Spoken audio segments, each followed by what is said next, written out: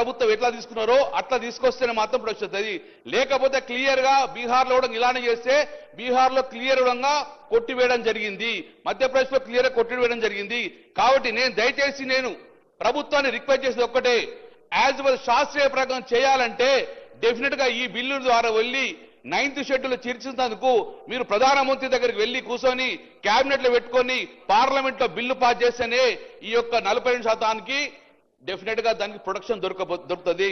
లేకపోతే మీరు జీవో ఇచ్చిన వెంటనే ఇది బీసీలకు అన్యాయం చేసే అవకాశం ఉన్నది. మీరు నిజంగా బీసీల మీద చిత్తశుద్ధి ఉంటే మాత్రం డెఫినెట్ గా యాజ్ ప్రొసీజర్ ప్రకారం మీరు యాక్ట్ ఆఫ్ 1952 యాక్ట్ వేసుకొని ఒక డెడికేట్ కమిషన్ వేసుకొని దానికి 21 మందిని ఆ రోజు అంబానీ శంకర్కి 21 మందిని ఇచ్చిర్రు.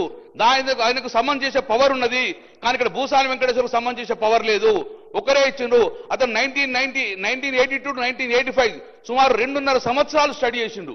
కానీ మన భూసాని వెంకటేశ్వర రిపోర్ట్ ఏమైంది ఇంతవరకు తెలియదు. శాసనసభాపతిని విజ్ఞప్తి చేస్తున్నా, ఒక చారిత్రాత్మకమైన నిర్ణయం జరుగుతూ ఉంది. అలా ఈ చారిత్రాత్మక నిర్ణయంలో అపశకునాలు మాట్లాడుతూ కోర్టులు కొట్టేస్తాయనో అటువంటి విధమైనటువంటి ఆలోచన కలగజేస్తూ ప్రజలకు ఎవరైనా కొంతమంది అటువంటి ఆలోచన చేసే వాళ్ళకు కూడా సభ ఏకపక్షంగా ఉంది అని చెప్పేటువంటి ఒక డైరెక్షన్, ఒక శుభమైనటువంటి సూచిక పోవాలి తప్ప ఇందులో ఇతరత్ర చర్చలు ఇవ్వకుండా నేను తమరి ద్వారా గౌరవ సభ్యులకు గౌరవ రాజకీయ పార్టీలకు విజ్ఞప్తి చేస్తున్నా వినమ్రపూర్వకంగా.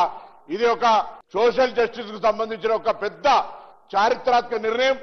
ఆనాడు చెప్పింది ఒకటే, అధికార పక్షం ప్రతిపక్షం మనం ఏకగ్రీవంగా 3 ఆఫ్ ది హౌస్ అన్నప్పుడు వస్తే డిస్టర్బెన్స్ అవుతుందని హెడ్ కౌంట్ పెట్టి బిల్ పాస్ చేశారు అధ్యక్ష. ఇవాళ అటువంటి సాంప్రదాయాలు ఒక పెద్ద చారిత్రాత్మక నిర్ణయం జరిగితే కోటికెంటికల్ ఎక్కువట్టినట్టు ఊకే దాంట్లో అది ఇది అనే కంటే చర్చ వద్దు అని దయచేసి నేను మీ ద్వారా మరొకసారి గౌరవ సభ్యులకు విజ్ఞప్తి చేస్తున్నా. మీరు అడుగుతున్న అంశాలు డెఫినెట్లీ ఒకరోజు చర్చకు అవకాశం ఇవ్వండి.